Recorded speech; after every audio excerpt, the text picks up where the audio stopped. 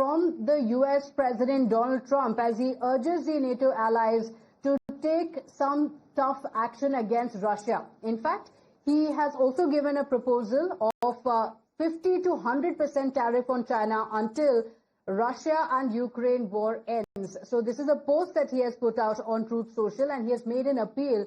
So Trump has mentioned that Washington was prepared to put major sanctions on Russia, so increasing the sanctions on Russia, but only if European partners also halted the purchase of Russian oil and joined in this coordinated action.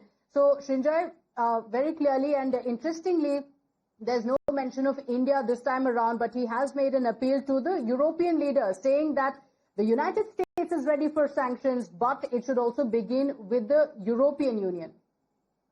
Yes, first of all, Europe or some countries in Europe still buy large amounts of, if not petroleum, but they certainly buy Russian natural gas.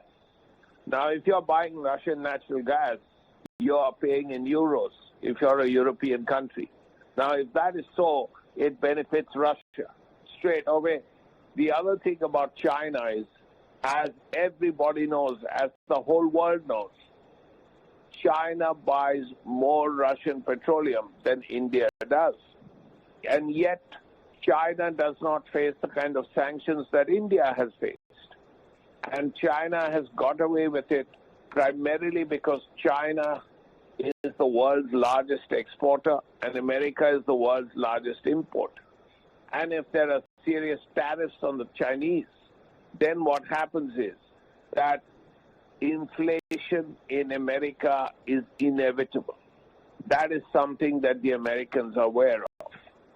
So far, there have been no heavy tariffs on the Chinese, though there were threats of it.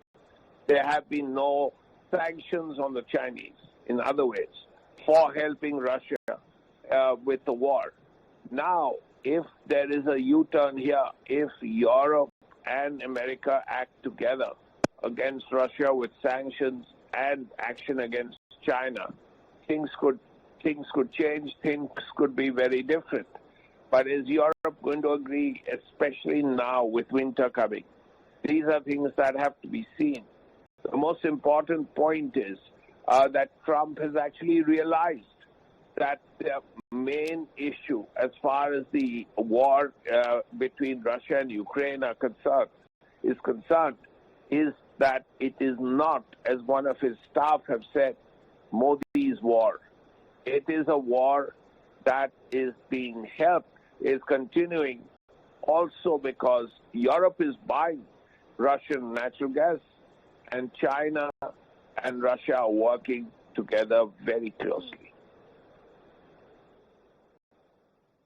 Right. In conclusion, it's also very clear that President Trump does not have it in his hands to end the war yet. And clearly, the Alaska summit didn't go as well as he actually thought, because now clearly the frustration is showing with him appealing to the European Union as well to put more sanctions on Russia. But we have an interesting statement that is coming in as well. The United States Secretary of Treasury has also taken to social media to hail the U.S. President Donald Trump.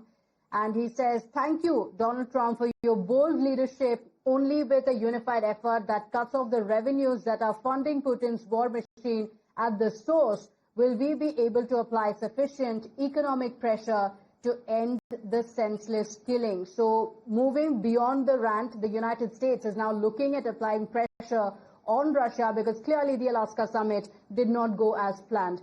With that, it's time for us to slip into a very quick break here, but don't go anywhere. I'll see you on the other side with lots more lined up.